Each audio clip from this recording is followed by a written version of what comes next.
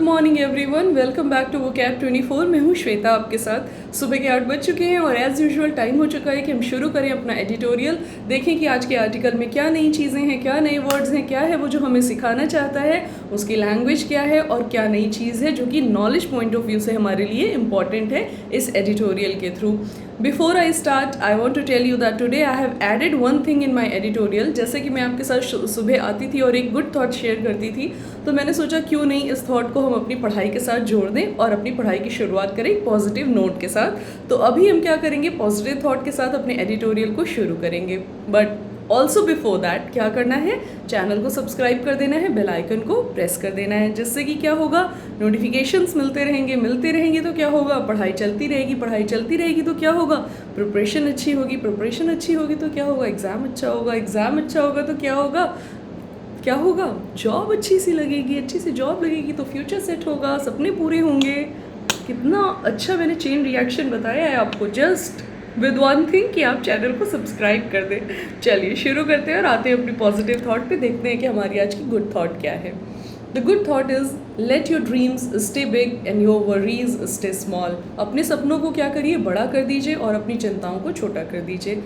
सपने देखने हैं, बड़े सपने देखने हैं, उनको पूरा करने के बारे में सोचना है, लेकिन सोचना है कि कैसे करना है, क्या करना है, ना कि कैसे होगा, क्या होगा। ठीक है, तो इसी के साथ शुरू करते हैं अपने दिन को और अपने एडिटोरियल को। दिन तो शुरू हो गया ना, चलिए एडिटोरियल देखते हैं। सब्सक्राइब कर दीजिएगा चैनल को, नोटिफिकेशंस मिलते रहने चाहिए और वो कैब 24 के एप्लीकेशन को भी इंस्टॉल कर लीजिएगा। चलिए, टाइटल है हमारा आज का shadow force apart. Shadow force की बात कर रहा है, पहले पूरा पढ़ लेती हूँ। Shadow force apart, India needs a China plan with a resolution to the standoff far away. New Delhi must study how Beijing has handled its other boundary disputes. Shadow force apart की बात कर रहा है। Shadow force का मतलब होता है कोई ऐसा बल जो अचानक से क्रिएट होता है और सब कुछ तबाह करके चला जाता है। तो शैडो फोर्स को हम हमेशा उस तरह से देखते हैं जो कि अगर बहुत ज़्यादा फोर्सफुली आता है और ऐसा फोर्स, ऐसा पावर, ऐसी कोई मूवमेंट जो कि शायद आपने पहले एक्सपेक्ट ही ना की हो या देखा ही ना हो।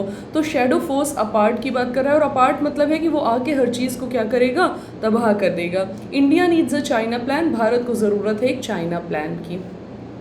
With a resolution to the stand off far away, with a resolution एक संकल्प के साथ कि स्टैंड ऑफ को दूर भगाना है, जो झड़प हो रही है वहाँ पे उनको दूर भगाना है।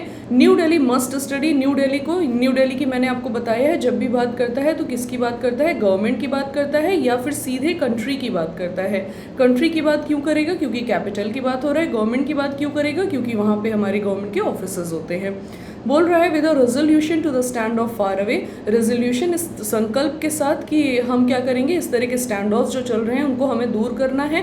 New Delhi must study how Beijing has handled, new Delhi को ज़रूरत है कि वो समझे, मस्ट स्टडी की बात कर रहा है कि वो आवश्यक रूप से इस बात को समझे कि बीजिंग यानी कि चाइना की बात कर रहा है। चाइना की बात करेगा तो मैंने आपको बताया है, बीजिंग की बात कर रहा है तो चाइना की बात कर रहा है, दोनों सेंस में, गवर्नमेंट के सेंस में भी और देश के सेंस में भी। बोल रहा है बीजिंग हैज़ हैंडल्ड, चाइना ने हैंडल किया है, इस चीज़ को मैनेज किया है, इट्स अदर बाउंड्री डिस्प्यूट्स, और किस चीज़ को मैनेज किया है, उसके और दूसरे जो बाउंड्री डिस्प्यूट्स हैं उनकी बात कर रहा है। डिस्प्यूट का मतलब यहाँ पे विवाद होता है। मैंने वर्ड्स जो लिखे हैं उसमें नहीं लिखा है, अगर आपको बाय द वे नहीं पता है तो आप यहाँ से देख लीजिएगा। विवाद की बात करता है और बाउंड्री की बात कर रहा है तो सीमा की बात कर रहा है। बाउंड्री आई गेस की हम लोग अब तक तो समझ गए होंगे, क्योंकि इतने सारे हमने China India war like situation पे एडिटोरियल्स देख चुके हैं ऑलरेडी। चलिए आगे बढ़ते हैं, मेरे साथ पढ़िएगा। The mystic celestial snow line Gang Senge in local lore derives its name from the Sanskrit Simha. It is the emblem of Tibet, showcasing its eternally snow-covered mountains and glaciers, even as it symbolizes power, strength, fearlessness, and the joy of living. It is also the symbol and the flag of the intrepid, fearless warriors of the Special Frontier Force, or the SFF, which has figured so prominently in the recent clashes in eastern Ladakh. The mystic की बात कर रहा है, रहस्यवादी की बात कर रहा है। सेलेस्टियल की बात कर रहा है, खगोलीय। सेलेस्टियल के लिए इसलिए बोला है क्योंकि जैसे हमारी जो जियोग्राफिकल लोकेशन होती हैं उनको मेंशन किया है, जैसे कि लद्दाख में है हमारी, लद्दाख में क्या है, स्नो है हमारे, और उसके ऊपर और आगे बढ़ेंगे तो ग्लेशियर्स आ जाते हैं, तो इन सब चीज़ों की बात कर रहा है, इसलिए सेलेस्टियल को इसने मेंशन किया है, खगोलीय की बात की है। स्नो लाइन की बात किया। स्नो लाइन कहा जाता है, किसको कहा जाता है, जो हमारे ग्लेशियर वाले पूरी चेन है, जैसे कि तिब्बत को भी स्नो लाइन कह देते हैं। बोल रहा है the mystic celestial snow line Gangsenge. Gangsenge की बात कर रहा है, एक स्पेसिफिक टर्म है, आपको पता होना चाहिए क्योंकि आप पढ़े लिखे नागरिक हैं। अगर नहीं पता है तो मैं कह रही हूँ कि अब पता कर लेंगे, तो इससे आपको पता होना चाहिए इन फ्यूचर। आप ऐसा मत सोच लीजिएगा कि मुझे नहीं पता है तो कोई गलत बात है। नहीं, एडिटोरियल्स वगैरह हैं किस लिए, कि आपको जो चीज़ें नहीं पता है पता चलती रहें। तो मैंने भी क्या बोला, एज एन एजुकेटेड आपको ये पता होना चाहिए कि ऐसा कुछ कहा जाता है। गैंगसेंगे कहते हैं इन लोकल लोर, उनकी स्थानीय प्राचीन भाषा में। लोर का मतलब होता है कोई पुरानी कहावत के सेंस में भी देख लेते हैं, लेकिन यहाँ लोकल लोर बोल रहा है तो उनकी प्राचीन जो अपनी कहावतें हैं उनकी बात कर रहा है। डेराइव्स इट्स नेम, अब ये जो नेम है ये डेराइव करता है, निकलता है। डेराइव का मतलब है निकलना, जैसे डेरिवेशन करते हैं मैथ्स के तो फॉर्मूले निकलते हैं। तो क्या है, डेराइव्स इट्स नेम, अपना नेम जो है वो निकालता है कहाँ से, संस्कृत सिम्हा से, संस्कृत भाषा के सिम्हा वर्ड से। सिम्हा होता है ना जो सिंह से, यानी कि शेर से। स्नो लाइन की बात कर रहा है, शेर की बात कर रहा है। It is the emblem of Tibet show casing it's eternally snow covered mountains. ये एम्बलम है, एम्बलम का मतलब है दर्शाता है, निशान है, चिन्ह है, किसका, तिब्बत का। और तिब्बत जो कि दिखाता है, तिब्बत का निशान होता है जो कि हमें दिखाता है, शोकेस करता है। जैसे घर में शोकेस होते थे पहले, आजकल तो एलईडीज़ होने लगे हैं तो नहीं होता है, बट क्या होते थे, शोकेसेस होते थे, उनमें हम टीवी रखते थे, तो उस शोकेस की जो कि हमें दिखाते थे कोई चीज़, तो शोकेस करते हैं। इट्स इटर्नली, उनके शाश्वत, इटर्नली का मतलब होता है शाश्वत।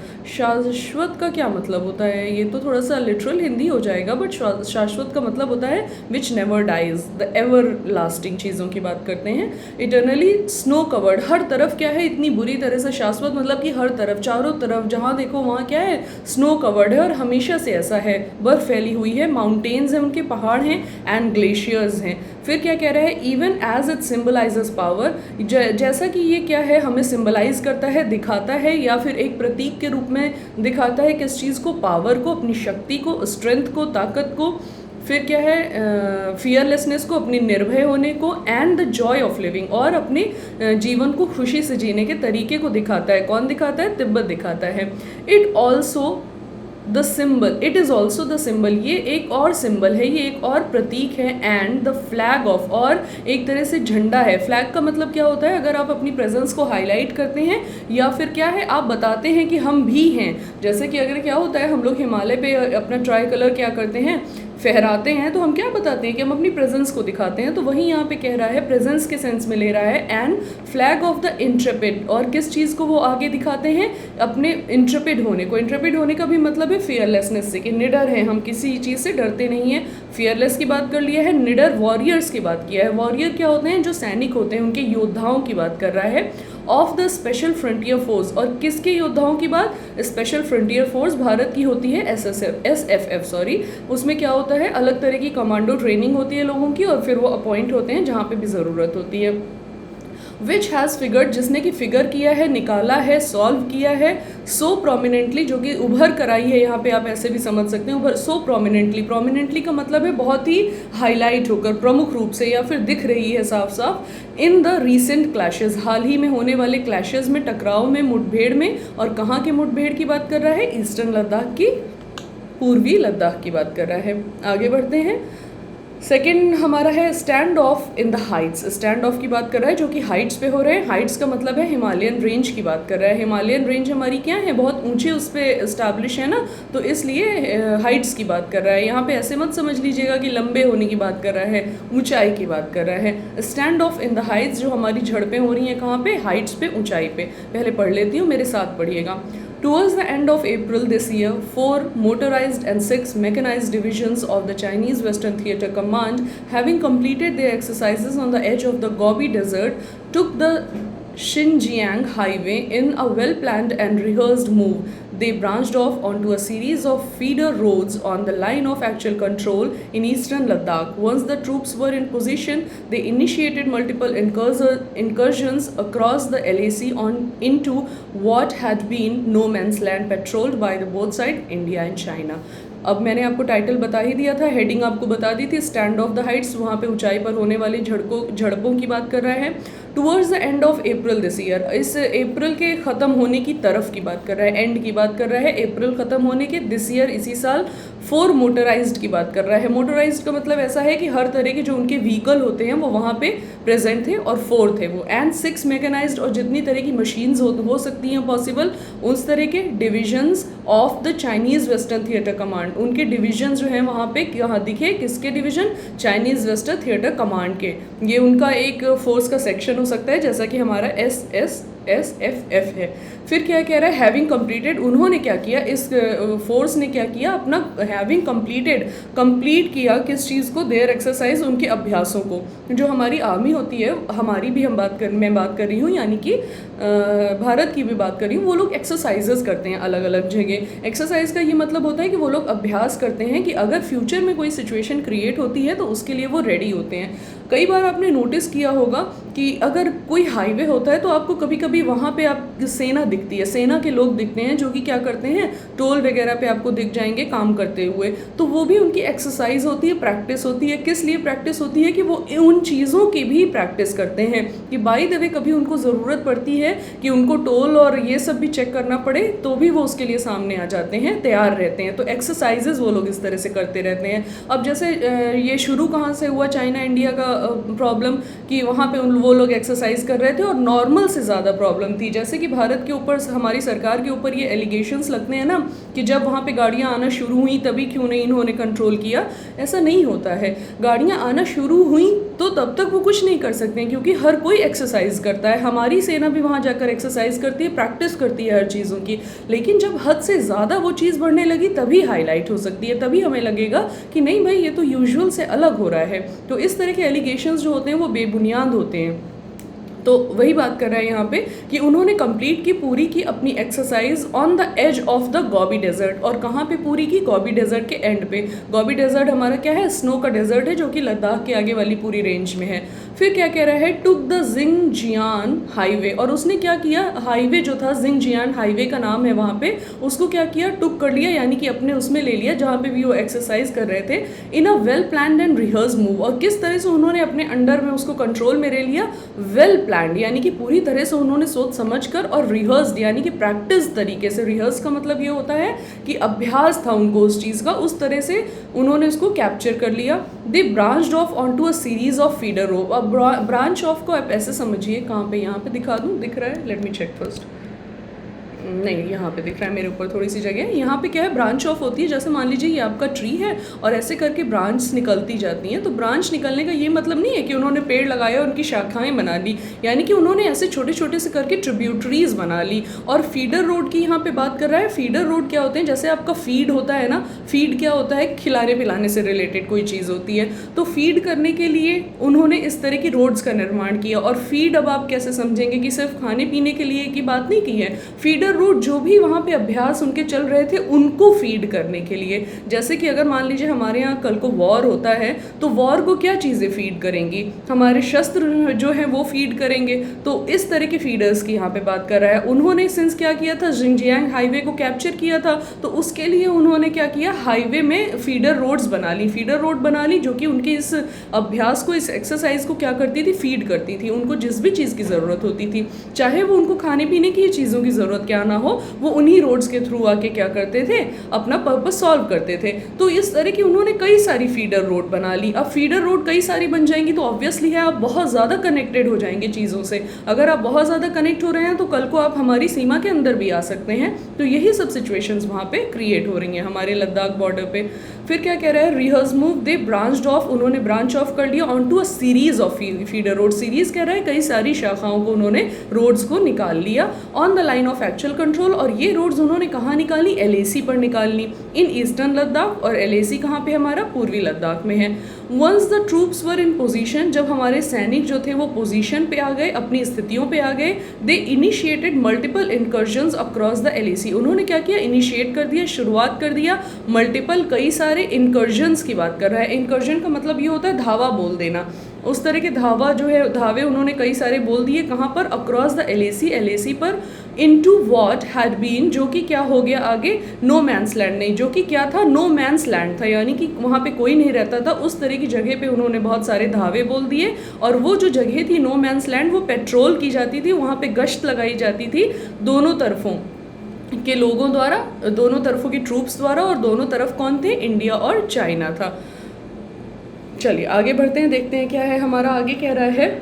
This included areas in the Depsang Plains, threatening the forward airstrip of Daulat Beg Oldie, as also the north and the south of the expansion Pangong So saltwater lake। अब क्या कह रहा है, इसने अपने में इंक्लूड कर लिया, जो पीछे उन्होंने कवरेज कर लिया था, कैप्चर कर लिया था, उसने अपने में इंक्लूड कर लिया उन क्षेत्रों को भी जो कि क्या थे, डेप्सैंग प्लेन्स में थे, थ्रेटनिंग, और जिससे कि खतरा बढ़ गया, किस चीज़ का, थ्रेटनिंग की वो खतरा बढ़ाते हुए आगे बढ़े किस चीज़ के ऊपर, एयर स्ट्रिप के ऊपर। एयर स्ट्रिप यानी कि जो हमारी हवाई पट्टी है, वहाँ पे एक हवाई पट्टी क्या है, हमने बना रखी है इंडिया ने, और उसकी काफ़ी स्पेशल फीचर्स हैं, आप जाकर पढ़िएगा इंटरनेट के ऊपर, आपको बहुत सारी चीज़ें जानने को मिलेंगी।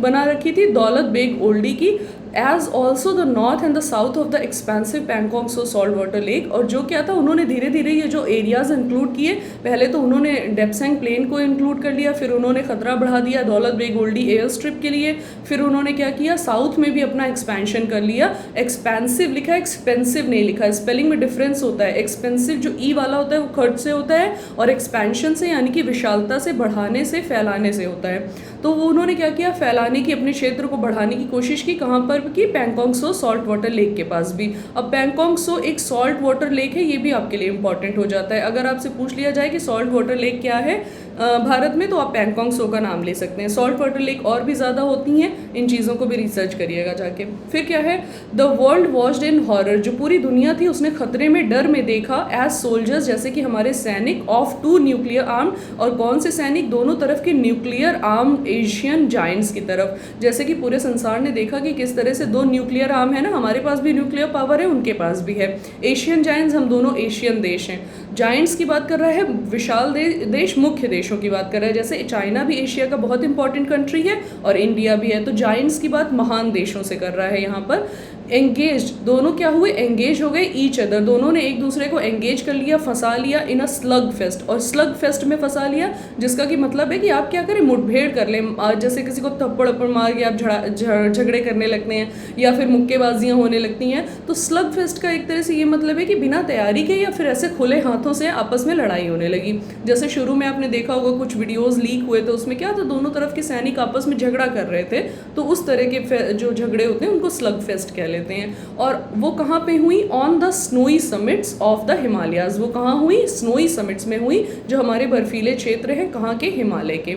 इन the melee that followed, melee का मतलब भी झगड़ा होता है, छोटी बहुत झगड़े की बात करता है। In the melee that followed, और वो झगड़े जिन्होंने फॉलो किया किस चीज़ को, they went at each other with clubs. उसमें क्या हुआ, वो और आगे बढ़े, और आगे बढ़ गए, किस तरह से, went at each other with the clubs. Club क्या होता है, जैसे गोल्फ खेलने का क्लब होता है ना, जो उनकी स्टिक होती है, उसको क्लब कहते हैं। तो उसी तरह के इक्विपमेंट्स की बात कर रहा है कि वो उन क्लब्स के साथ आगे बढ़ गए, और जो कि स्टडेड थे, जो कि क्या थे, लैस थे with the barb wire. Barb wire वो होते हैं जो हमारे तार होते हैं, जिसमें से करके कांटे वाटे निकले होते हैं, जो फेंस में भी लगाए जाते हैं। और वो क्या थे, उन क्लब में बार्ब वायर्स थे। उस तरह से क्या हुआ, दोनों एक दूसरे के तरफ जो है, उन्होंने उस झगड़े को और आगे बढ़ा दिया। और क्या बोल रहा है, मैशेट्स की बात कर रहा है। मैशेट्स क्या होता है, एक बड़ा चाकू होता है, मशीटी भी उसको कह सकते हैं। तो मशेट होती है जो चाकू, लंबा सा, तलवार जैसा, थोड़ा बड़ा सा, उनके साथ आगे बढ़ गए, एंड रॉक्स, और पत्थरों के साथ, जिसने कि रिजल्ट किया परिणाम स्वरूप इन सीरियस इंजरीज, जिसने कि बहुत सारी सीरियस इंजरीज को परिणाम किया।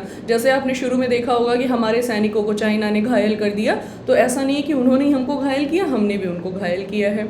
Not a shot was fired, हालांकि एक भी जो है गोली बारूद वाला कोई वो नहीं हुआ था। शॉट मतलब गन शॉट की बात कर रहा है, एक भी गन शॉट फायर नहीं किया गया था, नहीं दगाया गया था, दागा गया था। But the Indian army which was initially surprise, लेकिन भारतीय सेना जो कि पहले, इनिशियली मतलब है शुरुआत में क्या थी, सरप्राइज थी, बहुत चक्कर रह गई, हैरान रह गई कि ये हो क्या रहा है। रिएक्टेड स्विफ्टली, उसने क्या किया, रिएक्ट किया स्विफ्टली, आराम से बहुत उसने रिएक्ट किया, यानी कि उन्होंने अगर हमारे साथ ऐसा किया तो इंडियन सेना ने बहुत ही आराम से उसका जवाब दिया। एंड विद ब्रेवरी, लेकिन साहस के साथ। ब्रेवरी का मतलब क्या है, साहस के साथ, एंड करेज, करेज भी यही है कि साहस, ब्रेवरी का मतलब ये हो जाता है कहीं ना कहीं आपकी हिम्मत की बात करता है, जैसे कि बहादुर होने की बात, और करेज की बात साहस की बात कर लेता है। इन्फ्लिक्टेड की बात कर रहा है, उसने क्या किया, रिजल्ट किया किस बात में, कैजुअलिटीज़ में। कैजुअलिटीज़ को हम डेथ के सेंस में भी देखते हैं मोस्ट ऑफ द टाइम, या फिर किसी भी तरह की अगर सेवियर चोट है तब भी कैजुअलिटी होती है, टू द चाइनीज़ साइड। और उन्होंने रिएक्ट किया कि चाइनीज़ साइड में भी कैजुअलिटीज़ हुई, डेथ हुई। आगे बढ़ते हैं। अच्छा, एक बात मैं यहाँ पे देख लूँ, मुझे लगा कि मैंने जो वो कैब्स के वर्ड हैं वो शायद कवर तो नहीं कर लिए हैं, लेकिन नहीं कवर है, दिख रहे हैं। चलिए आगे बढ़ते हैं। क्या कह रहा है, द इनएविटेबल फॉल आउट की बात कर रहा है। अभी भी वर्ड नहीं कवर है, यहाँ पे अकम्प्लिश लिखा हुआ है, जहाँ पे जीता गया की बात है। अकम्प्लिश ये आपका फाइनल वर्ड है नीचे, वो मीनिंग में लिखा हुआ है। थोड़ा सा मैं कवर कर रही हूँ बट आप समझ जाइएगा। द इनएविटेबल फॉल आउट की बात कर रहा है। इनएविटेबल मैं आपको कई बार वो कैब के सेशन में भी बता चुकी हूँ, जिसका क्या मतलब होता है, जिसको ना टाला जा सके। फॉल आउट की बात कर रहा है, नेगेटिव रिजल्ट्स की बात करता है। दोनों वर्ड्स हम वो कैब के सेशंस में पहले ही कवर कर चुके हैं। The inevitable fall out of these actions, जो इस तरह इन एक्शन से जो झड़प हुई वहाँ पे, उनके जो क्या थे, ना टाले जा सकने वाले बुरे परिणाम थे, दुष्प्रभाव थे। वॉज बोथ साइड, वो दोनों तरफ थे। जॉस्टलिंग फॉर हाइट्स, जॉस्टलिंग का मतलब होता है मुकाबले में उतर आना। फॉर हाइट्स मतलब कि और ऊंचाई पे मुकाबले में उतर आए। लीडिंग टू अ स्टेलमेट, जिससे कि क्या हुआ, स्टेलमेट हो गया। लीडिंग टू का मतलब है परिणाम स्वरूप, जिसने आगे बढ़ाया, रिजल्ट किया किस चीज़ में, स्टेलमेट में, आने वाले गतिरोध में। फिर क्या कह रहा है, सडनली, अचानक से, ऑन द नाइट ऑफ अगस्त 29-30, अचानक से 29 और 30 अगस्त की रात को, इन अ सरप्राइज मूव, एक अचानक ही, सरप्राइज मतलब कि जो आप जिसके लिए प्रिपेयर्ड ना हो, उस तरह के मूव में, उस तरह के उठाए गए कदमों में, the Indian army turn the tables on the China, Indian army ने क्या किया, भारतीय सेना ने turn the table. Turn the table का ये मतलब होता है कि आपने पक्ष अपना अचानक से बदल लिया, या फिर अपना रूप अचानक से आपने बदल लिया। तो टर्न द टेबल जो है हमारी एक इडियम होती है, जिसको कि हम इसलिए यूज़ करते हैं कि आपने अपना जो रवैया था उसको अचानक से बदल लिया। अगर आपने अपना पक्ष भी बदल लिया है तो टर्न द टेबल के सेंस में इसको हम देखते हैं। इंडियन आर्मी ने क्या किया, turn the table on China, उसने चाइना की तरफ जो है अपना रुख ही बदल लिया। किस तरह से, बाई ऑक्यूपाइंग, कि उसने ऑक्यूपाई कर लिया, कैप्चर कर लिया, अपने कब्जे में ले लिया हाइट्स, और ऊंचाइयों को, जो कि क्या थी, that were not only of great tactical importance, जो कि ना सिर्फ क्या थी, नॉट ओनली, ना सिर्फ क्या थी, ग्रेट टैक्टिकल, यानी कि उनकी बहुत ज़्यादा महत्वता थी। किस सेंस में महत्वता थी, टैक्टिकल सेंस में। टैक्टिकल का मतलब होता है नीतियों में, यानी कि उन एरियाज का जो है बहुत इंपॉर्टेंस है हमारी प्लानिंग में, हमारी कंट्री के लिए। ग्रेट टैक्टिकल इंपॉर्टेंस थी, महत्वता थी। North and south of Pangong so lake, और वो कहाँ पे, किन क्षेत्रों की बात कर रहा है, नॉर्थ की यानी कि उत्तर की, और दक्षिण की, और किन दक्षिण और उत्तर की, पैंगोंग सो लेक के आसपास।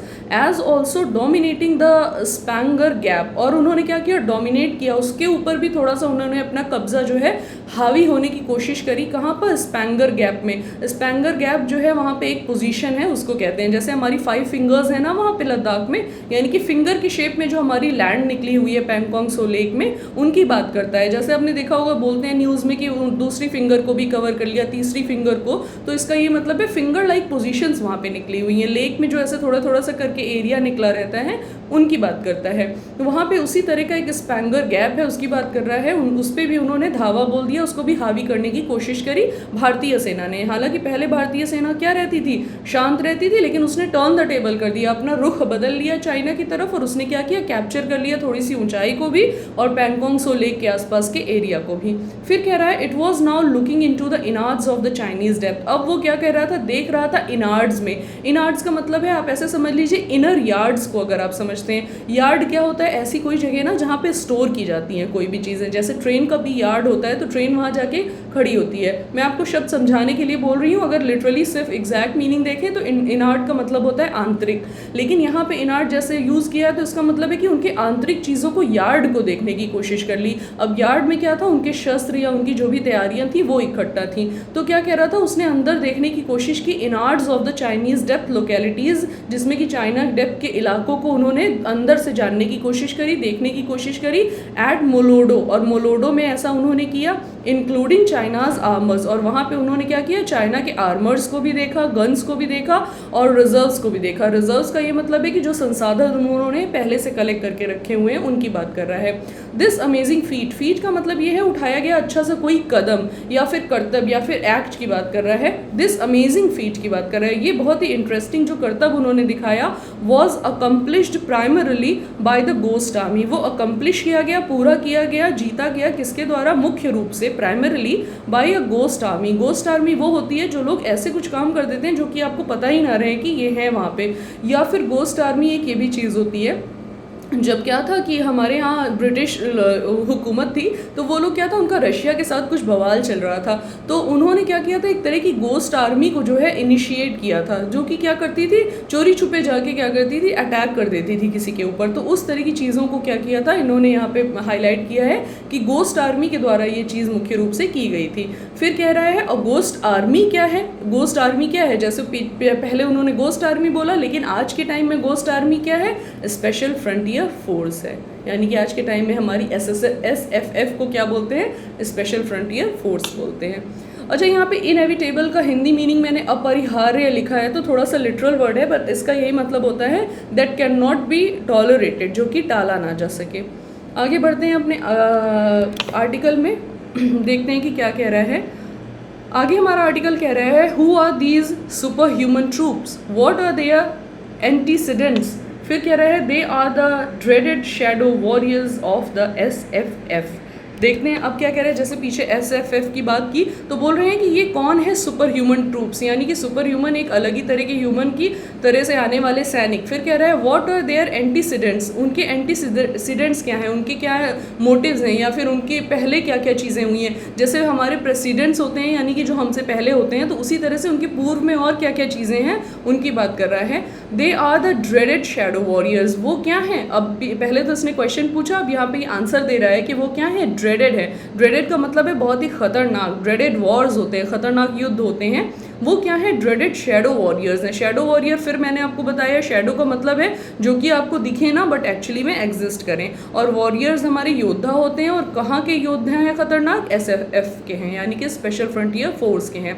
Working in the shadow, shadow में छुप कर काम करने वाले लोगों की बात कर रहा है। During the era of great game, great game मैंने आपको बताया ना, जब ब्रिटिश एम्पायर ने रशिया के साथ युद्ध किया था तो उस युद्ध को ग्रेट गेम कहते हैं, और उनमें जो सेनाओं का इस्तेमाल किया गया था उनको एक तरह से गोस्ट आर्मी कहते हैं। वैसे गोस्ट आर्मी अमेरिका के सेंस में भी आता है, अमेरिका जो था वो शायद इस बात को ईजाद करने वाला पहला देश था कि गोस्ट आर्मी, ऐसी किसी आर्मी को वो अंदर ही अंदर प्रिपेयर करता रहता है जो कि छुप कर अलग तरह से चीज़ों के बारे में अटैक करती है। लेकिन वैसी गोस्ट आर्मी हमारे ग्रेट गेम में, ग्रेट गेम यानी कि जब ब्रिटिशर्स ने रशिया के ऊपर हुकूमत करने की कोशिश की थी वहाँ पे भी इस्तेमाल हुई थी। कह रहा है during the era of great game, great game की एरा की बात कर रहा है। The British employed natives to patrol their own land, Britishers ने क्या किया था, हमारे जो वहाँ के इंपीरियल्स थे उन्होंने क्या किया था, एम्प्लॉय किया था, यूज़ किया था नेटिव्स को, वहीं के रहने वाले लोगों को। नेटिव का मतलब है कि आसपास मूल उसमें रहने वाले लोगों को, टू पेट्रोल की वो क्या करें, पेट्रोल करें, गश्त लगाएं, देयर ओन लैंड्स, अपनी खुद की ज़मीनों पर गश्त लगाएं।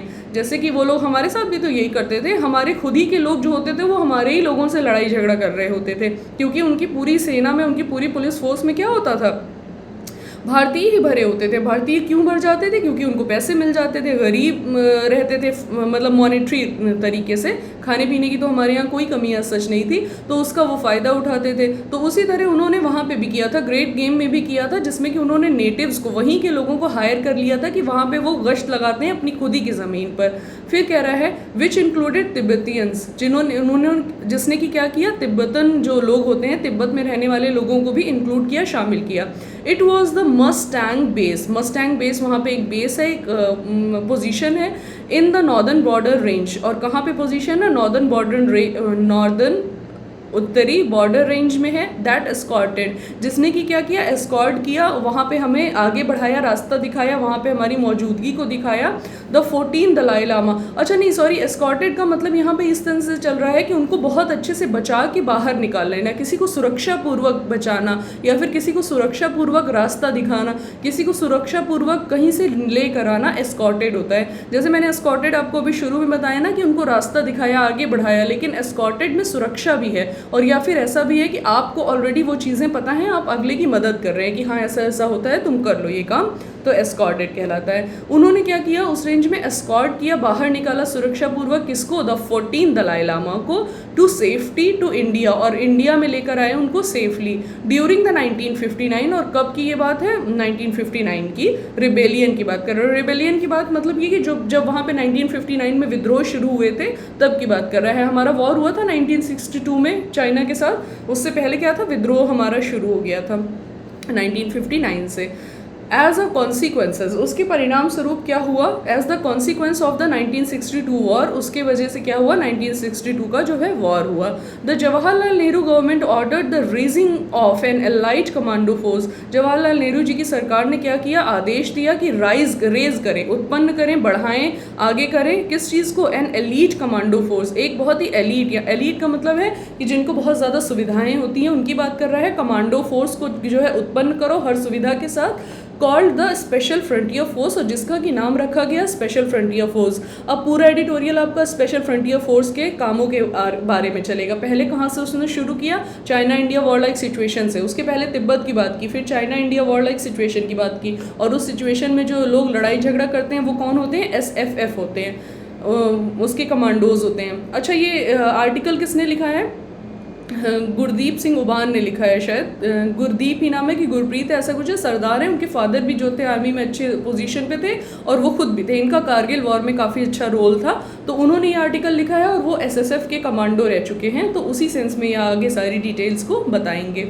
फिर कह रहा है commando force called the special frontier force, जिसका कि नाम रखा गया SFF, कंप्राइजिंग, जो कि अपने में समाहित करती थी अमंग अदर्स, और बाकी लोगों में से क्या बात करेगा आगे देखते हैं। कंप्राइजेस तिब्बतियंस, उन्होंने क्या किया, तिब्बती लोगों को भी अपने में शामिल किया। हु हैड सॉट रिफ्यूज, जिन्होंने क्या किया था, रिफ्यूज की तलाश की थी, या रिफ्यूज जो है पाया था। रिफ्यूज का मतलब है शरण ली थी, कहाँ पे, in India, along the Dalai Lama, जिन्होंने दलाई लामा के साथ जो है हमारे देश में शरण ली थी, उनको भी उन्होंने उस फोर्स में शामिल किया।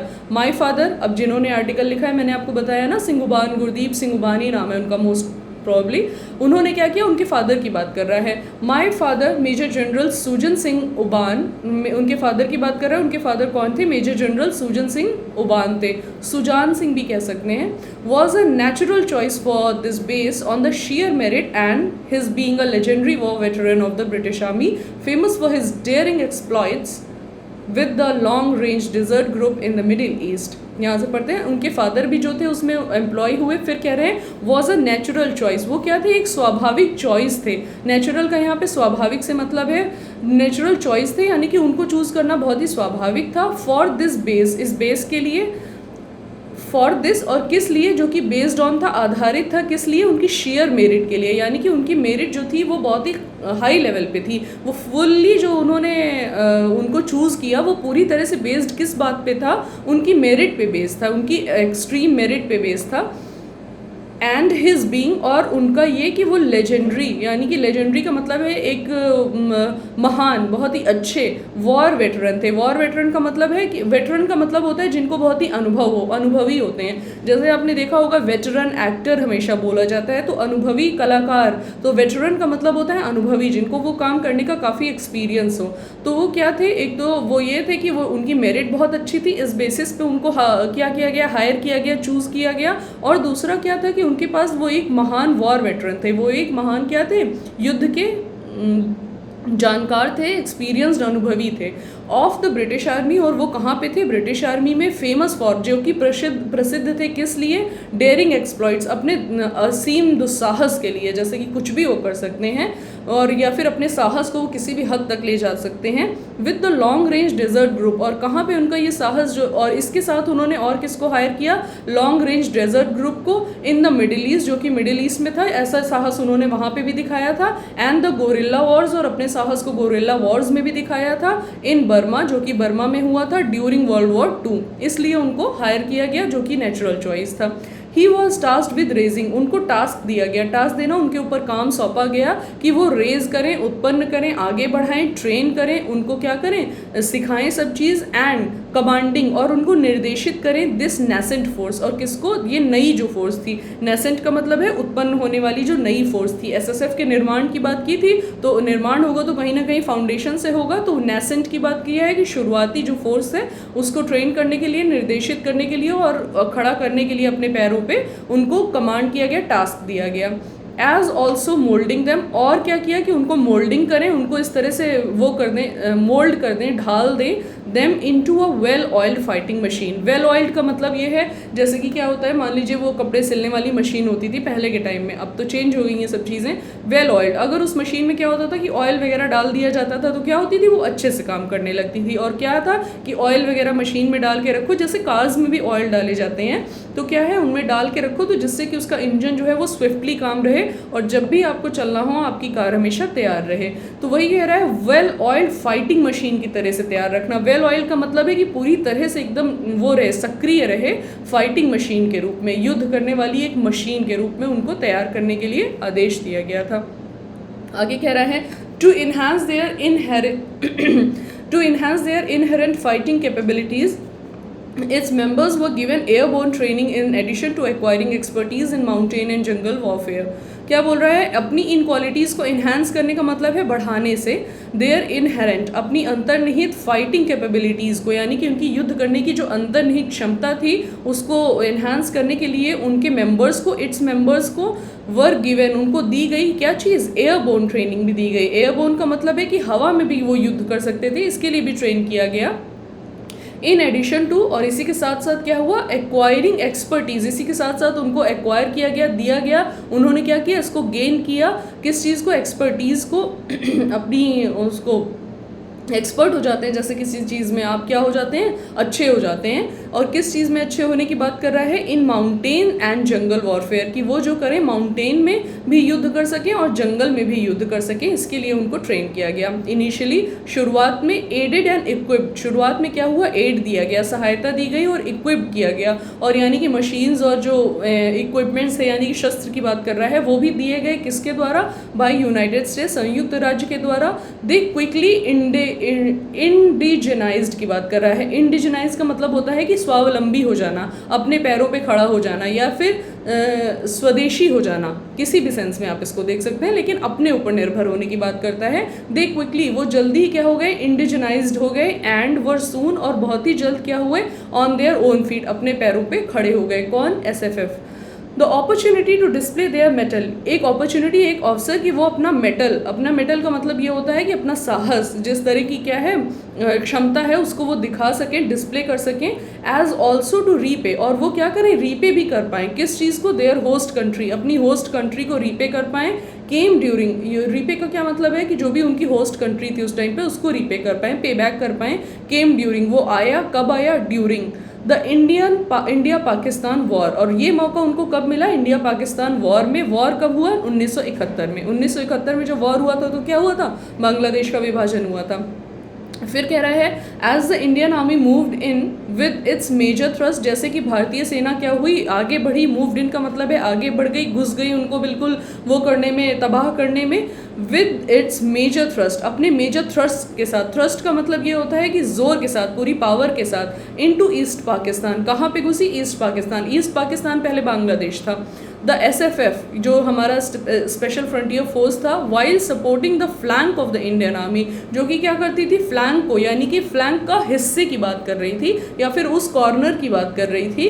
Flank of the Indian army, भारतीय आर्मी के हिस्से को जो है सपोर्ट कर रही थी। इन द ब्लिट्जक्रीग क्लियर्ड, ब्लिट्जक्रीग का मतलब होता है बम वर्षा। ब्लिट्जक्रीग हम पहले भी कवर कर चुके हैं, वो कैप के सेशन में भी, एडिटोरियल में भी आ चुका है। बम वर्षा में या फिर धमाके के सेंस में, धमाके से क्या किया, क्लियर कर दिया, साफ कर दिया, किस चीज़ को, चिटगोंग हिल को उन्होंने क्या किया, साफ कर दिया। ट्रैक्ट्स का मतलब यहाँ पे है इलाके में, तो चिटगोंग हिल के आसपास के इलाकों को उन्होंने क्या किया, बम वर्षा के साथ, धमाके के साथ साफ कर दिया। As also to Kaptai dam, और उसके साथ उन्होंने कप्ताई डैम को भी कैप्चर किया। आगे बढ़ते हैं। and encircled and prevented the escape of Pakistani 97 brigade and number 2 commando battalion. और उसके साथ उन्होंने एनसर्कल कर लिया, घेर कर लिया और बचा भी लिया। किस चीज़ को? बचा लिया किस चीज़ के? एस्केप को। प्रिवेंट कर पाए एस्केप को, बचा पाए एस्केप को। एस्केप का मतलब है बच के निकल जाने को। किसको? Of Pakistani 97 brigade and number 2 commando battalion, Pakistan के 97 ब्रिगेड को और नंबर 2 कमांडोज को। अब जो हमारे यहाँ युद्ध हुआ था, इसमें क्या हुआ था? भारत जीत गया था, बांग्लादेश का विभाजन हो गया था शिमला समझौते के साथ। उसमें क्या हुआ था? शिमला समझौते में उस टाइम पाकिस्तान के कौन थे? भुट्टो थे प्राइम मिनिस्टर। उन्होंने क्या किया था? उन्होंने जो है इंदिरा गांधी जी के साथ जब बातचीत की थी तो उन्होंने ये भी शर्तें रखी थी कि जिन लोगों को आपने कैप्चर कर रखा है, कब्जे में कर रखा है, उनको छोड़ दीजिए। तो वो कौन से लोग छोड़े गए थे? यही लोग छोड़े गए थे। बहुत सारे सैनिक थे, इन्हीं लोग को कैप्चर कर लिया था। ऑल ऑफ हुम वर टेकन प्रिजनर्स, और उनको बंदी बना लिया गया था। The SSF was poised for the capture of Chittagong port. SSF जो था वो क्या था? पॉइज्ड था। पॉइज्ड का मतलब यहाँ पे तैयार होने से है। पॉइज्ड वैसे क्या होता है कि संतुलित होकर काम करने से है, लेकिन यहाँ पे ये भी है कि वो संतुलित रूप से तैयार थे। संतुलित अगर कोई होगा तो क्या होगा? वो पहले से हर चीज़ के लिए तैयार है। तो यहाँ पे यही कह रहे हैं कि तैयार थे फॉर द कैप्चर ऑफ, कि वो कैप्चर कर लेंगे किसको? चिटगोंग पोर्ट को। When a cease fire was declared, कि वो वहाँ पे चिटगोंग पोर्ट को भी कैप्चर करने के लिए पूरी तरह से तैयार थे, लेकिन तब क्या कर दिया गया? सीज फायर की, युद्ध विराम की घोषणा कर दी गई, डिक्लेयर कर दिया गया। अ डेयरिंग मूव, एक बहुत ही साहसी कदम, विच पेड हैंडसम डिविडेंड्स, जिसने कि क्या किया? हैंडसम डिविडेंड का मतलब होता है बहुत ही अच्छे डिविडेंड पे किया, फाइनेंशियल टर्म में भी कह सकते हैं उसको, या फिर उसके परिणामों की भी बात करता है। जैसे आप कोई जॉब करता है और वहाँ पे फैक्ट्री में, तो उसको डिविडेंड मिलता है, यानी कि उसको पैसे मिलते हैं उसके बदले में। और या फिर डिविडेंड ये भी हो सकता है कि परिणाम स्वरूप जो चीज़ मिले। हैंडसम की बात करता है बहुत ही अच्छी, जैसे बोलते हैं ना, the company is paying me a handsome salary, तो क्या है? कंपनी मुझे एक बहुत ही अच्छी सैलरी पे कर रही है। फिर क्या कह रहा है? This earn them the nom de guerre the phantoms of Chittagong, इसने उनको अर्न किया, इसने उनको दिया। क्या दिया? नॉम डे ग्यूरे। नॉम डे ग्यूरे वहाँ के लोगों को, इस तरह के लोगों को जिन्होंने एसएसएफ के कमांडोज की बात कर रहा है, जिन्होंने वहाँ पे सिचुएशंस को कंट्रोल किया, उनको वहाँ पे ये नाम दिया गया। और इस नाम का मतलब है the phantoms of Chittagong. Phantom का मतलब होता है भूत। भूत यानी कि अगर कोई बुरी तरह से बिल्कुल लड़ाई झगड़ा करने में लग गया है तो आप क्या बोलेंगे? बिल्कुल भूत जैसे लड़ाई झगड़े कर रहे हैं। तो इसने क्या किया? इस टाइटल को रिजल्ट किया एसएसएफ को, और वो टाइटल क्या था? नॉम डे ग्यूरे फैंटम्स ऑफ चिटगोंग। ये था हमारा एडिटोरियल। अच्छा था, काफ़ी अच्छा था, लेकिन क्या है, बहुत मुझे ये चीज़ एडिटोरियल में अच्छी लगी कि बहुत सारे मोल्स आए हैं एडिटोरियल में, चेंजेस आए हैं। बहुत बार उसने सिचुएशन को बदला है। पहले इंडिया चाइना वॉर की बात करा उसने, फिर सबसे पहले तिब्बत की बात किया, इंडिया चाइना वॉर की बात किया, फिर उन्होंने एसएसएफ की बात कर ली, फिर उन्होंने अपने फादर की बात कर ली, और फिर किस तरह से एसएसएफ ने भारत पाकिस्तान जो युद्ध हुआ था 1971 में उसकी बात कर ली। तो काफ़ी मोल्ड्स लिए हैं एडिटोरियल ने। इसलिए आप ये मत कन्फ्यूज़ हो जाइएगा पढ़ने के टाइम कि क्या पढ़ रहे थे, क्या हो गया। ऐसा नहीं है, एडिटोरियल खुद ऐसे चल रहा है, मोल्ड हो रहा है, टर्न हो रहा है अलग अलग सिचुएशंस में। और एडिटोरियल जो है थोड़ा सा पर्सनल हिंट में लिखा गया है, क्योंकि क्या है कि उन्होंने अपने फादर की बात करी, लेकिन फिर भी इस तरह की चीज़ें आपके उसमें आ सकती हैं एग्ज़ाम में। क्यों आ सकती हैं? क्योंकि इसमें क्या होता है ना, आप थोड़ा कंफ्यूज हो सकते हैं। कभी कभी एग्ज़ाम अगर पेपर टफ आ जाता है, वैसे तो पेपर बनाने वाले बहुत सेंसिबल होते हैं, बच्चों को बहुत ज़्यादा परेशान नहीं करते हैं, लेकिन अगर किसी ने सोच लिया कि नहीं टफ पेपर देते हैं, तो क्या होता है, ऐसी चीज़ें आ सकती हैं जो कि आपको कंफ्यूज कर सकती हैं कि क्या हो रहा है एक्चुअली में। इसलिए कंफ्यूज नहीं होना है, प्रैक्टिस करते रहना है। vocab 24 के चैनल को सब्सक्राइब कर लेना है, एप्लीकेशन को इंस्टॉल कर लेना है, जिससे कि क्या हो, आप कंफ्यूज ना हो, पढ़ाई करते रहें। चलिए ठीक है, मिलते हैं 10 बजे वाले सेशन में, vocabulary के सेशन में, और फिर करते हैं अपनी पढ़ाई को आगे continue. Till then bye bye.